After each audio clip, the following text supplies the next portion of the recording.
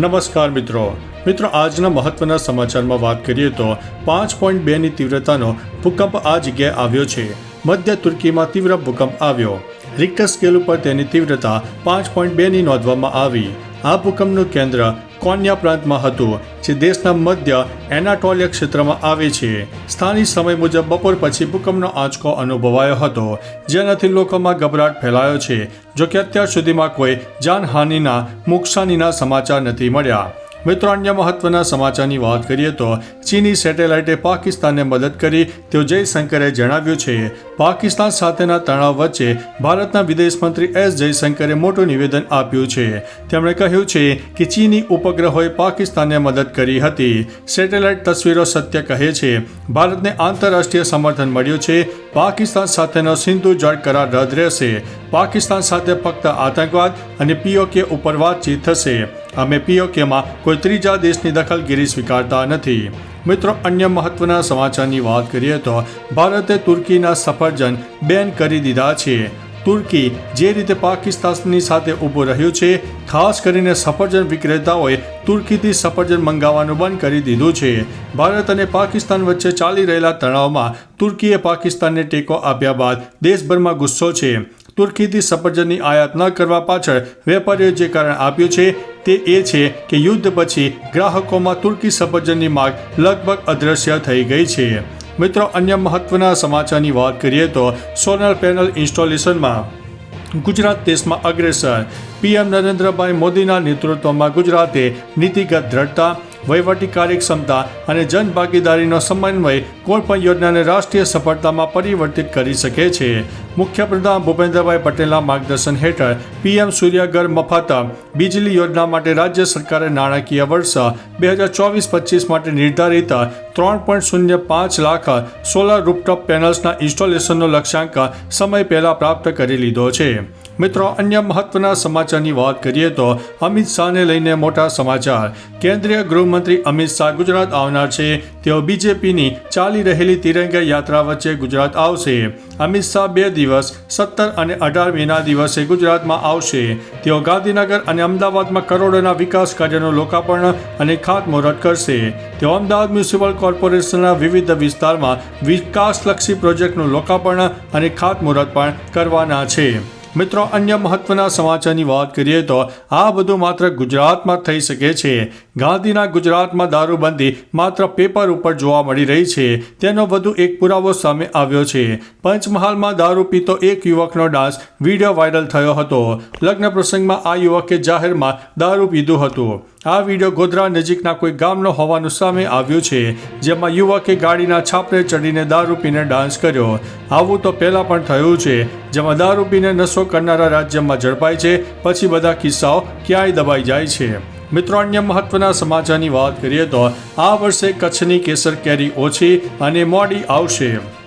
કચ્છમાં આ વર્ષે વાતાવરણ અનુકૂળ ન રહેવાથી કેસર કેરીનો ફાલ બરાબર આવ્યો નથી.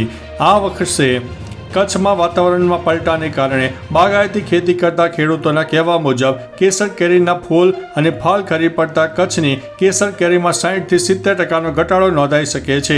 હજુ પણ કમોસમી વરસાદ પડશે તો ઝાડ પરથી કાચી અને પાકી કેરીઓ ખરી પડશે તેવી ભીતિ ખેડૂતો વ્યક્ત કરી રહ્યા છે. મિત્રો, અન્ય મહત્વના સમાચારની વાત કરીએ તો મુંબઈ હૈદરાબાદમાં 13 સ્થળો ઉપર ઈડીના દરોડા સામે આવ્યા છે. ઈડીએ મુંબઈ અને હૈદરાબાદમાં 13 અલગ અલગ સ્થળોએ પ્રિવેન્શન ઓફ મની લોન્ડરિંગ એક્ટની જોગવાઈ હેઠળ દરોડા પાડ્યા છે. આ દરોડામાં લગભગ 9.04 કરોડ રૂપિયા રોકડા, 23.25 કરોડ રૂપિયાના હીરાના દાગીના અને સોના ચાંદીના દાગીના સહિત અનેક જગ્યાએ ગુનાહિત પ્રવૃત્તિઓ કરી હતી અને આ દસ્તાવેજો જપ્ત કરવામાં આવ્યા છે. નોંધાયેલ અનેક એફઆઈઆરના આધારે ઈડીના મુંબઈ ઝોનલ ઓફિસ સેકન્ડે આ તપાસ શરૂ કરી દીધી છે. મિત્રો, અન્ય મહત્વના સમાચારની વાત કરીએ તો 6 વર્ષથી નાસ્તો ફરતો લૂંટનો આરોપી ભરૂચ જીઆઈડીસીમાંથી ઝડપાયો છે. સુરતના ઈચ્છાપોરમાંથી છેલ્લા 6 વર્ષથી નાસ્તા ફરતા લૂંટના આરોપીને પોલીસે ઝડપી પાડ્યો છે. આરોપી સુભાષ નગરા કટારાને ભરૂચ પાલેજ જીઆઈડીસી વિસ્તારમાંથી પકડવામાં આવ્યો છે. 2019માં લૂંટનો ગુનો નોંધાયો હતો. તેને અન્ય આરોપીઓ સાથે મળીને ઈચ્છાપોરથી ભાઠા ગામ જતા અડાજણ રોડ પર ભંડારીવાડ પાસે ફરિયાદીને રોકીને માર મારીને ₹2.17 લાખની રોકડ અને દાગીનાની લૂંટ ચલાવી હતી. મિત્રો, અન્ય મહત્વના સમાચારની વાત કરીએ તો પાકિસ્તાન બધા આતંકીઓને ભારતને સોંપી દે. વિદેશ મંત્રી એસ જયશંકરે કહ્યું છે કે પાકિસ્તાન સરહદ પરથી આતંકવાદનો કાયમી અંત ન લાવે ત્યાં સુધી સિંધુ જળ સંધિ સ્થગિત રહેશે. પાકિસ્તાન પાસે આતંકવાદીઓની યાદી છે. તેમણે આ આતંકવાદીઓને અમને સોંપી દેવા જોઈએ અને તેમના કેમ્પોનો નાશ કરવો જોઈએ. POKમાં ગેરકાયદેસર રીતે કબજે કરાયેલા ભારતીય પ્રદેશ પણ ખાલી કરી દો. મિત્રો, અન્ય મહત્વના સમાચારની વાત કરીએ તો ઓપરેશન સિંદૂરમાં ભારતે 15 બ્રહ્મોસ મિસાઇલ છોડી છે.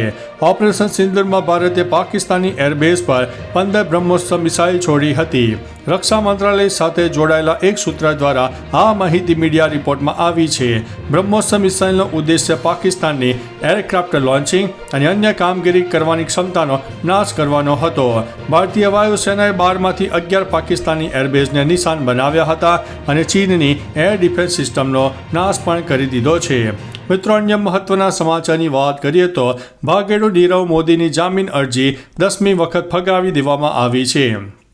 ભારતના વોન્ટેડ ભાગેડુ નીરવ મોદીને ફરી એકવાર મોટો ઝટકો લાગ્યો છે. લંડનની high court of justice king bench ડિવિઝને 10મી વખત તેમની અરજીને ફગાવી દીધી છે. ભારત તરફથી એવી આશંકા હતી કે જો નીરવને જામીન મળે તો તે ફરાર થઈ શકે છે. નીરવ મોદી 19 માર્ચ 2019થી યુકેની જેલમાં છે. તે 6498.20 કરોડ રૂપિયાના પંજાબ નેશનલ બેંકના કૌભાંડમાં વોન્ટેડ છે. મિત્રો, અન્ય મહત્વના સમાચારની વાત કરીએ તો હરિયાણામાં રેતીના તોફાનથી હડકંપ મચી જવા પામ્યો છે. હરિયાણા સિવાનીના ઉઠેલા રેતીના તોફાને રાજસ્થાન સરહદથી દિલ્હીના સુધીના અનેક વિસ્તારોમાં ભયનું વાતાવરણ સર્જી દીધું હતું, જેનો વિડીયો સામે આવી રહ્યો છે, જેમાં ધૂળની ચાદર આકાશમાં ઊંચે સુધી જોવા મળી હતી.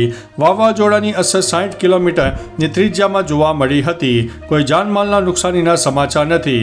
હવામાન વિભાગની માહિતી અનુસાર ઉત્તર પાકિસ્તાનથી ફૂંકાતા ભારે પવનને કારણે ધૂળનું તોફાન પંજાબ અને હરિયાણા થઈને દિલ્હી પહોંચી ગયું હતું. મિત્રો, અન્ય મહત્વના સમાચારની વાત કરીએ તો અફઘાનિસ્તાન અને ચીનમાં ભૂકંપના આંચકા નોંધાયા છે. શુક્રવારે રાત્રે અફઘાનિસ્તાન અને ચીનમાં ભૂકંપના આંચકા આવ્યા હતા. અફઘાનિસ્તાનમાં રાત્રે 12:47 4ની તીવ્રતાનો ભૂકંપ આવ્યો, જ્યારે ચીનમાં 4.5ની તીવ્રતાનો આંચકો અનુભવાયો છે. બે ભૂકંપનું કેન્દ્ર પૃથ્વીથી 120 કિલોમીટરના ઊંડાણે હતું. હાલ સુધી કોઈ જાનહાનિની માહિતી મળી નથી. ભારતની નજીકના ટેક્ટોનિક ઝોનમાં આવા આંચકાઓ સામાન્ય ગણાય છે. મિત્રો, અન્ય મહત્વના સમાચારની વાત કરીએ તો અનેક જગ્યાએ વરસાદ, ખેતીના પાકને વ્યાપક નુકસાન. વલસાડ, બોટાદ, ગોંડલ, રાજકોટ અને જસદણમાં વીજળીના કડાકા ભડાકા સાથે ધોધમાર કમોસમી વરસાદ વરસી ગયો. ધરમપુરના અંતરિયાળ ગામોમાં 3 દિવસથી ભારે વરસાદ વરસી ગયો, જેના કારણે કેરી તેમજ અન્ય પાકને નુકસાન થયું છે. બોટાદમાં પવન સાથે વરસાદ વરસ્યો છે, તો ગોંડલ તાલુકાના ખેતરોમાં પાણી ભરાતા ડુંગળી સહિતના પાકોને વ્યાપક નુકસાન થયું છે. રાજકોટ, જસદણના કેટલાક વિસ્તારમાં પણ વરસાદનો કહેર જોવા મળ્યો છે. મિત્રો, અન્ય મહત્વના સમાચારની વાત કરીએ તો કેદારનાથમાં હવે 21 કિલોમીટરના બદલે 16 કિલોમીટર જ ચાલવું પડશે. કેદારનાથ ધામની મુલાકાત લેતા ભક્તો માટે સારા સમાચાર છે, કારણ કે હવે તેમને 21 કિલોમીટરના બદલે ફક્ત 16 કિલોમીટર ચાલવું પડશે. હકીકતમાં ગરુડ ચટ્ટીથી રામબાડા સુધીનો જૂનો ફૂટપાથ જે 2013ની આપત્તિમાં નુકસાન પામ્યો હતો, તેને 12 વર્ષ પછી ફરીથી બનાવવામાં આવ્યો છે. જો કે આ નવો રસ્તો આપત્તિથી નુકસાન પામેલા રસ્તાની ઉપર જ બનાવવામાં આવ્યો છે. તો ચાલો મિત્રો, ફરીથી દેશ અને દુનિયાના સુપરફાસ્ટ સમાચાર લઈને મળતા રહીશો. ત્યાં સુધી અમને રજા આપશો. નમસ્તે.